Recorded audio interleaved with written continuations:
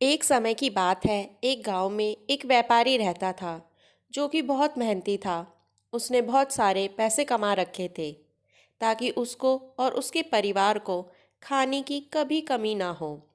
एक दिन उसने अपने मुनीम से कहा कि सारे पैसों का हिसाब लगाओ और मुझे बताओ कि मेरे पास कितना पैसा है और यह पैसा कब तक मेरे लिए और मेरे परिवार की आवश्यकताओं को पूरा कर सकता है।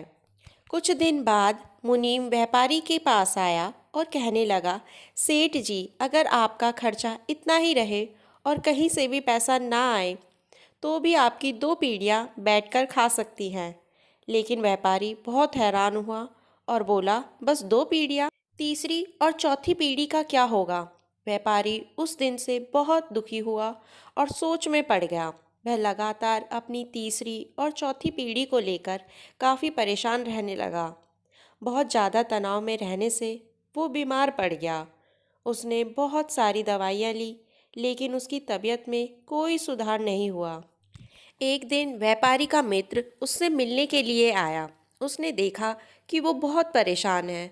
उसने अपने मित्र से परेशानी का कारण पूछा तो व्यापारी ने बताया, बहुत कमाने के बाद भी मेरी तीसरी और चौथी पीढ़ी के लिए कुछ नहीं बचेगा।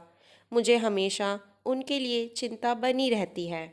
मित्र उसकी परेशानी को समझ गया। उसने कहा कि हमारे यहाँ एक बौद्ध भिक्षु आए हैं और कुछ दिन वो यहीं पर रहेंगे। तो अगर तुम उनके लिए सुबह का भोजन लेकर जाओ तो वो तुम्हारी समस्या को सुलझा देंगे।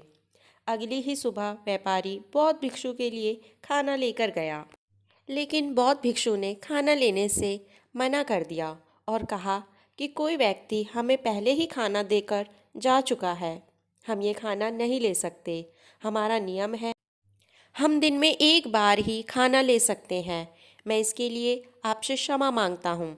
तब व्यापारी ने कहा कि आप ये खाना कल के लिए रख लीजिए ताकि आपको कल के खाने की चिंता ना करनी पड़े, और मैं आपके लिए कल भी ताज़ा भोजन लेकर आऊँगा। तब बौद्ध भिक्षु ने कहा कि हम कल के लिए आज ही चिंता नहीं कर सकते। जब कल आएगा तब खाने की व्यवस्था भी हो जाएगी। व्यापारी यह बात सुनकर हैरान हुआ और बौद्ध भिक्षु से पूछा कि ऐसा क्यों कि आपको कल के खाने की चिंता नहीं? अगर कल खाने की व्यवस्था नहीं हुई तो? बौद्ध भिक्षु ने मुस्कुराहट के साथ उत्तर दिया, भगवान ने आज के खाने की व्यवस्था की है तो भगवान कल भी खाने की व्यवस्था कर देंगे। और कल किसने देखा है? कौन जानता है कि कल आएगा भी या नहीं। हमें हमेशा वर्तमान में जीना चाहिए और कल की चिंता नहीं करनी चाहिए। यह सब सुनते ही व्यापारी सोच में पड़ गया और मन ही मन सोचने लगा कि बौद्ध भिक्षु तो कल के खाने की भी चिंता नहीं कर रहे और मैं अपनी तीसरी और चौथी पीढ़ी की चिंता कर रहा हूँ। अब व्यापारी समझ गया था, हमें कल को सोच सोच कर आज दुखी नहीं होना चाहिए। उस दिन के बाद से व्यापारी ने चिंता करना छोड़ दिया और खुशी खुशी अपना जीवन जीना शुरू कर दिया। व्यापारी की ही तरह हमें भी कल की चिंता छोड़ देनी चाहिए और वर्तमान में अपना जीवन जीना चाहिए। अगर आपको हमारी ये वीडियो अच्छी लगी हो तो प्लीज़ हमारे चैनल को सब्सक्राइब कीजिए और वीडियो को लाइक कीजिए। तब तक के लिए बाय बाय।